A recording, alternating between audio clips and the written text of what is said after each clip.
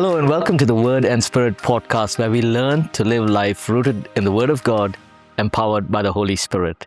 And this week we've been talking about many aspects of leadership. Last week we spoke about transitions and how to discern new seasons and new roles that God brings into our lives. And today we will be talking about team dynamics and resolving conflicts. And we'd like to welcome Pastor Ashish Raichur. Thank you, Pastor, for being with us.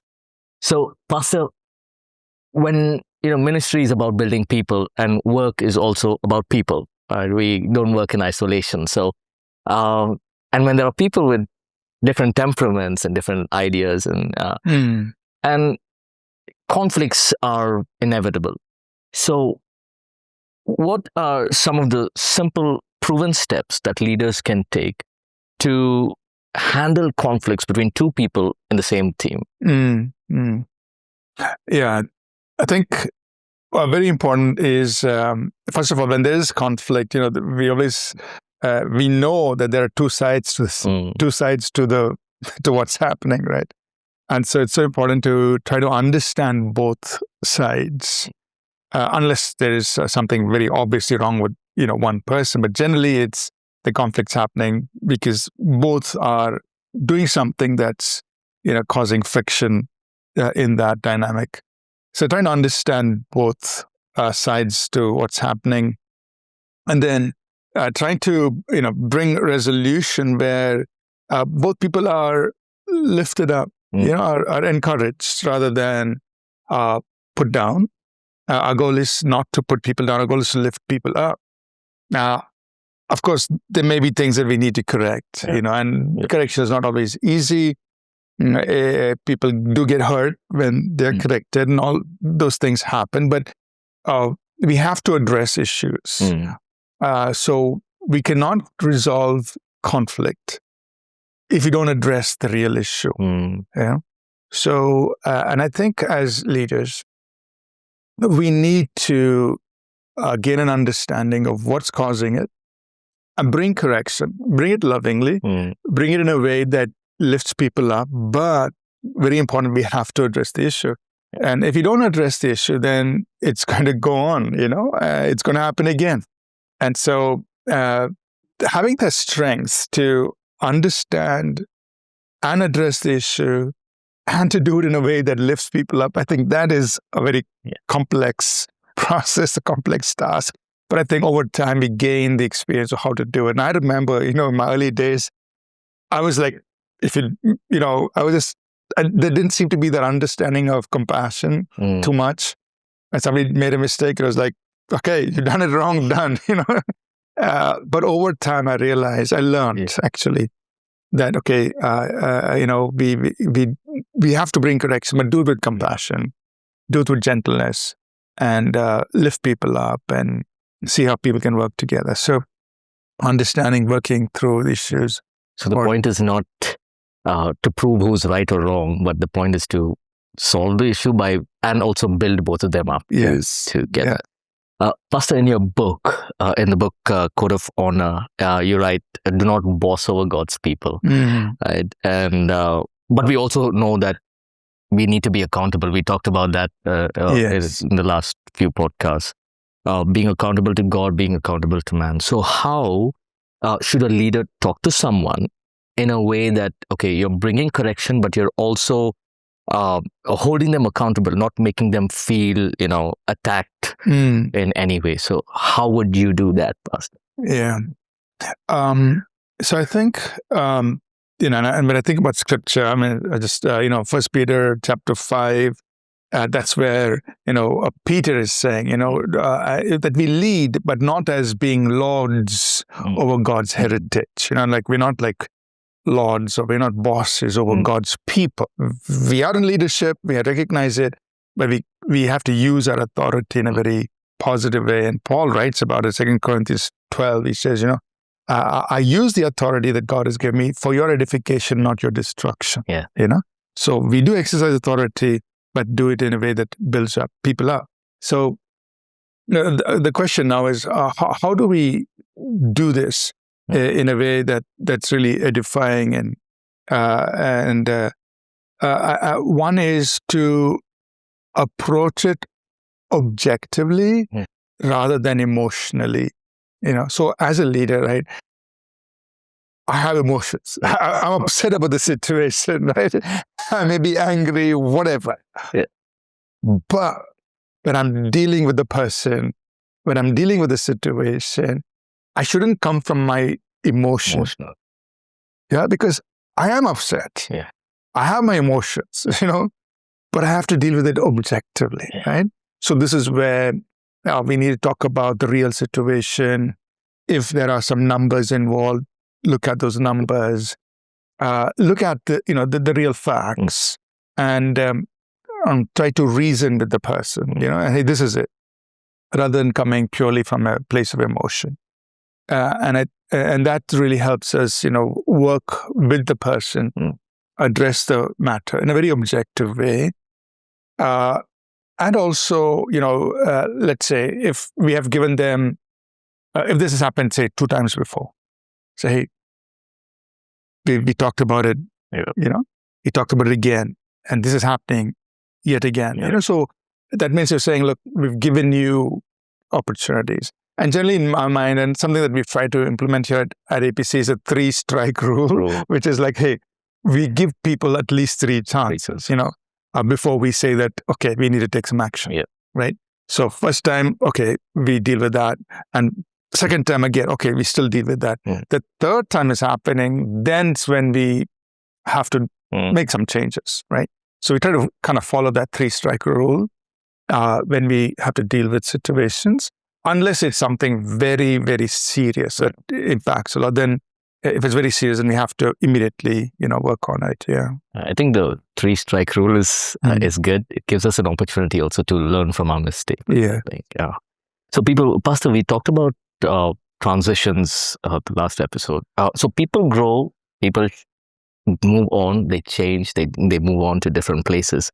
And not everyone will journey with us from the beginning to the end. And you've mentioned that, we've written it many times. There'll be people who come, they're there for a season and they move ahead.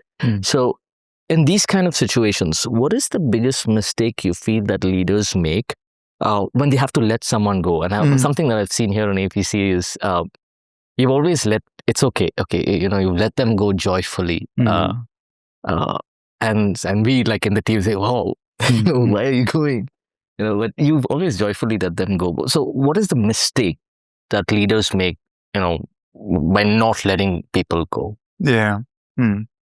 So when so if, and I think it all has to do with a mindset. One is to understand that, we don't own people. Yeah. We don't, like as a leader, I don't own anybody's life. God blesses them to us for a season. And when that season is over, God would lead them to something else, right? So we don't own anybody, right? We're only stewards, even of the people that God brings here. So the leaders, if, some of the mistakes a leader can make in holding on to people is like, and I imagine it like this, you're trying to cage an eagle, When the eagle is a little eaglet, it's okay, you're kind of keeping in a controlled environment, but that can only be for a season. Yeah. Because the eaglet is going to become an eagle. Yes. And when it becomes an eagle, you keep an eagle in a cage, you're going to destroy the eagle. Yes. It's not meant to be in a cage. It's meant to fly high. Right? Yeah. So the moment a leader holds on to people, not letting them go for whatever reason, you're actually destroying the person. Yeah. You're not letting them go into what God has for them.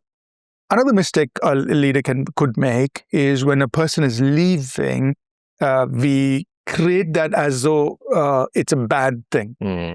But what we've tried to do is when somebody's leaving us, we celebrate that, right? We celebrate it because they're stepping into their next season in life. It's not a bad thing. It's a good thing, They're going up. They're going into something bigger. They're going into something better, So if a leader creates a sense that, hey, that person leaving us is doing something sinful, that's a bad thing. No, you want to celebrate their transition, celebrate that God is taking them into something, better for their lives. So if you avoid these mistakes, then I think it's a healthy environment that people know that, hey, leaving is not a bad thing. It's just part of life's journey. It happens. Yeah. I like the example of the eagle. Right? That's wonderful, Pastor. So, Pastor, something that we learn here in APC is always be teachable. And I think you've modeled it a lot of times, and you've been learning so many things, and you always tell us, keep sharpening your edge, keep improving. And even in January, you said, come on, you got to get going, keep pressing forward. And none of us can say, like, we've made it. Right. None of us can say. So, when is it okay when you feel, okay, there's a bad decision made and you realize this is a bad decision? Maybe the announcement has already been made in the church or in the business. When is it a good time to say, okay, listen, I made a bad decision as a leader, so I need to change this decision so that things get back aligned to the vision of the ministry or the business. So when is it okay to admit that it was a bad decision? Yeah, I think so. That's something as leaders, it takes a lot of humility and grace to do it, right? Because generally the mindset is the leader is always right, but that's not true, right? Yeah. The leader also makes mistakes, make decisions, and sometimes the decisions have big impact, right? So, so as a leader, the moment I realize I made a bad decision, a wrong decision, and of course, our intent was never to do something wrong. Our intent was always to try to do the right thing. But it is possible because we're human. We do make mistakes, right? One is, of course, I need to go before God and say, God, I'm sorry about that. I tried my best, but I know I made a wrong decision. I didn't do it right. So I'm holding myself accountable before God. I'm answerable to God, for the amount of money we spent or whatever we've journeyed through, God, I'm answerable to you. So that's important.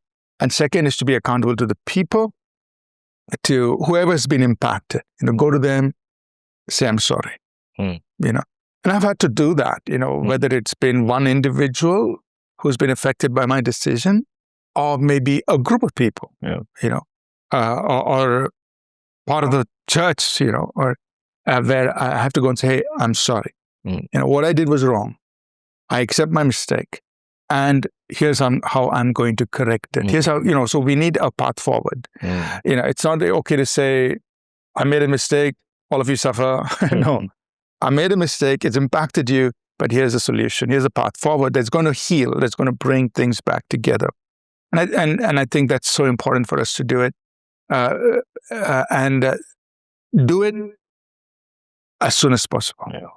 The moment you realize that, as a leader, as I realized that, hey, I did something wrong, take action immediately, and correct one's own self and with the people who are involved.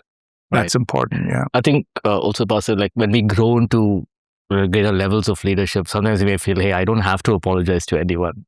It's my ministry or it's my business. But I like the fact that you said do it immediately, and that calls for a lot of humility. But there's always this question, what if I apologize and they don't trust me after that? If I made a mistake, they're not going to trust me going forward. So I like this. Too often we end up killing our wounded. And I can picture Jesus after he was arrested, and the 12 disciples. They worked as a unit, but now they're completely disoriented. Jesus has been arrested. All of them are all over the place, scattered. And this is an interesting question. If trust is broken in a team, what are some of the things that a leader can do to rebuild that trust? Yeah. So we definitely obviously have to find out the reasons for that. The breakdown in trust. If it's an issue of integrity, like somebody has compromised integrity, we'll have to make sure that is restored. That there's a process that we are working on it. We can't just say, trust me again. No. How do we rebuild trust? Well, I have to show that I'm rebuilding integrity, or I've put something in place to hold me or the people involved, steady. The guardrails that have been placed now, having learned from our past mistake that has caused the breakdown of trust. Now we've put these guardrails in place to make sure it doesn't happen again. Right? If that level of that confidence is not restored, that this is not going to happen again, trust cannot be rebuilt. Right? So, what do we need to do to restore that confidence that this will not happen again? That we've put things in place, and then trust can be brought back. Right. A part of this, of course, depending on the situation, would involve forgiveness, giving and receiving forgiveness. We know you're human, you've made a mistake.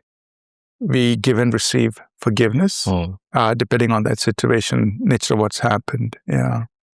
Thank you so much, Pastor, for sharing your thoughts and your heart with us.